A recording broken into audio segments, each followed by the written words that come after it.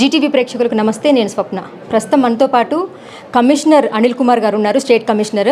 So మన తెలంగాణ కుంభమేళగా చెప్పుకునేటువంటి సమ్మక్క సారక్క జాతర ఏ విధమైనటువంటి చర్యలు తీసుకుంటున్నారో వారి మాటలను అడిగి తెలుసుకుందాం. నమస్తే సార్. నమస్తే. నమస్తే అమ్మ.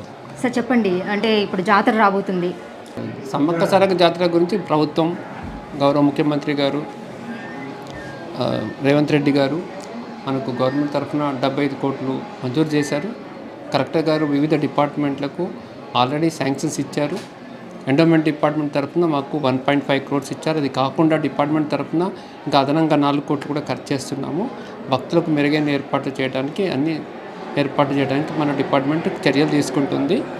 ఇప్పుడు జనరల్గా భక్తులు రావడానికి అడిషనల్గా వాటర్ సప్లై కానీ, ఆరో ప్లాంట్స్ పెట్టడానికి గురించి, టాయిలెట్స్ ఫెసిలిటీస్ ఇవన్నీ కూడా మా టెంపుల్ ప్రాంగణంలో మేము ఏర్పాటు చేస్తున్నాం. మిగతా డిస్ట్రిక్ట్ కలెక్టర్ గారు, మన ఎండోమెంట్స్ శాఖ మాచులు కొండా సురేఖ మేడం గారు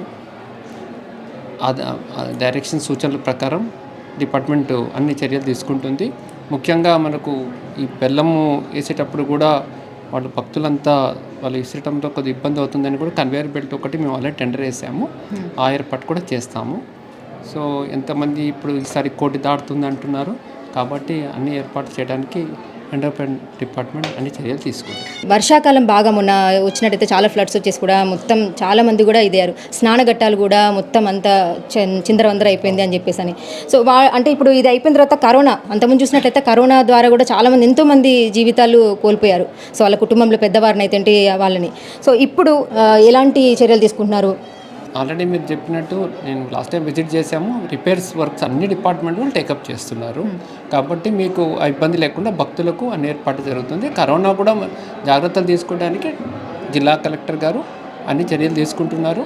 అవసరమైన మాస్క్స్ కానీ వాళ్ళకు అడ్వైజ్ చేయటము, తర్వాత మెడికల్ అరేంజ్మెంట్స్ కానీ, ఎమర్జెన్సీ మెడికల్ సర్వీసెస్ అన్నీ కూడా ఏర్పాటు చేయడానికి గౌరవ ముఖ్యమంత్రి గారు, గౌరవ ఎండోమెంట్ శాఖ మాచులు, ట్రైబల్ శాఖ మాచులు అందరూ కూడా ఆదేశాలు ఇచ్చారు. దాని ప్రకారం జరుగుతుంది. ఎంతమంది ప్రజలు వస్తారని ఎక్స్పెక్ట్ చేస్తున్నారు సార్? లాస్ట్ టైం 1 crore అన్నారు. ఇప్పుడు అంతకన్నా ఈసారి, ఎందుకంటే అప్పుడు ఒక నెల రోజులు కూడా కరోనా ఎక్కువ ఉండే కాబట్టి స్ప్రెడ్ అయ్యి వచ్చారు. ఈసారి ఎక్కువ ఈ 3-4 రోజుల్లో ఎక్కువ మంది రావచ్చని అంచనా వేస్తున్నారు. ఓకేమ్మా, thank you sir. Thank you so much.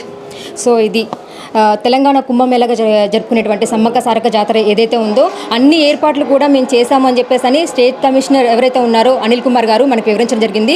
Cameraman రాకేష్తో Swapna, Zee TV, Hanamkonda.